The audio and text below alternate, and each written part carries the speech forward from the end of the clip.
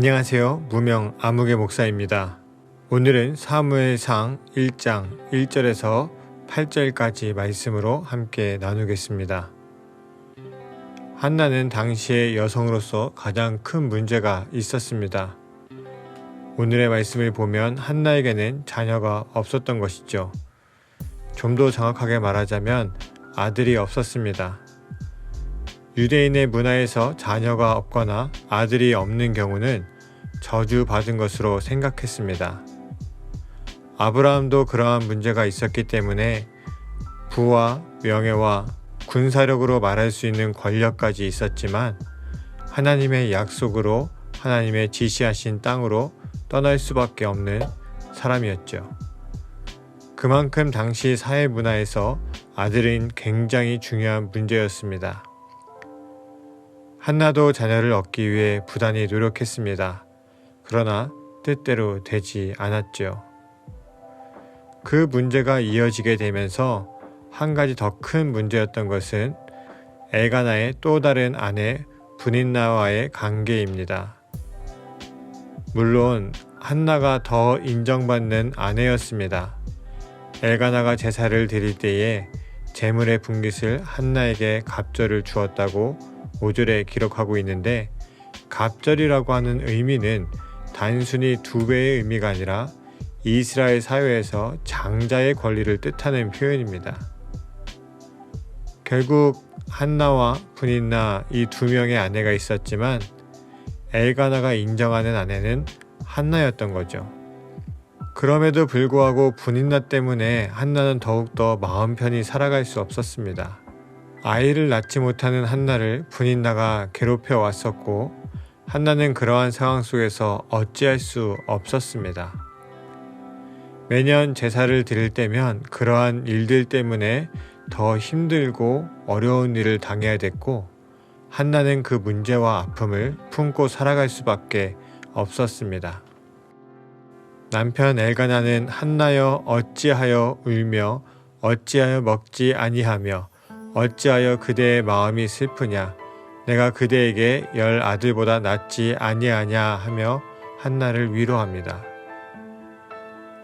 그러나 한나의 문제가 해결되지 않지요. 이스라엘 문화에서 한나는 그럼에도 사랑받는 아내가 아니라 저주받은 한 명의 여성일 뿐이었습니다. 우리에게도 어찌할 수 없는 문제들이 너무나도 많이 있습니다. 해결할 수 있는 문제들도 있지만 하나하나 해결하기에는 너무나도 많죠. 게다가 해결되지 않는 문제들 때문에 해결될 것 같은 문제들도 해결하지 못하기도 합니다. 우리가 그리스도인이라면 하나님의 복을 받아 해결할 수 없을 것 같은 문제라도 해결이 되며 가시밭길을 걸어도 해를 당함이 없어야 하는데 현실이 그렇지 못합니다. 사실 우리의 삶에 문제가 없었던 적은 없습니다. 90년대 이전에는 너무나 어렵게 살아왔었고 90년대에는 IMF 사태가 터졌습니다. 2000년대 넘어와서는 메르스 전염병의 문제도 있었고 지금은 코로나의 문제도 있습니다. 또 각자의 삶에서 오는 수많은 어려움이 있었고 지금도 있고 앞으로도 있을 겁니다. 왜 우리에게 이러한 일이 벌어질까요? 그리고 왜 이러한 문제에 대해서 우리는 구원받을 수 없으며 고통당해야 할까요? 세상적인 의미에서 내가 더 잘 살고 더 많은 것을 누리고 더 높이 올라가려고 한다면 우리는 그리스도인이 되지 말아야 합니다.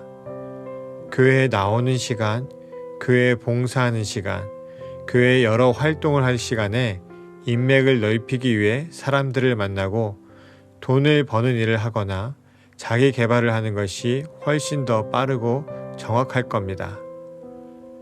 그리스도인들은 무언가를 얻기 위해서가 아니라 하나님의 계획에 동참하기 위해서 이 길을 갑니다. 한나는 자녀를 원했지만 하나님은 한나가 임신하지 못하도록 하십니다. 그때 그 순간 한나를 향한 하나님의 계획은 한나가 임신을 하지 못하는 겁니다. 당연히 이를 한나가 알 리가 없기에 답답하고 괴로울 수 있습니다.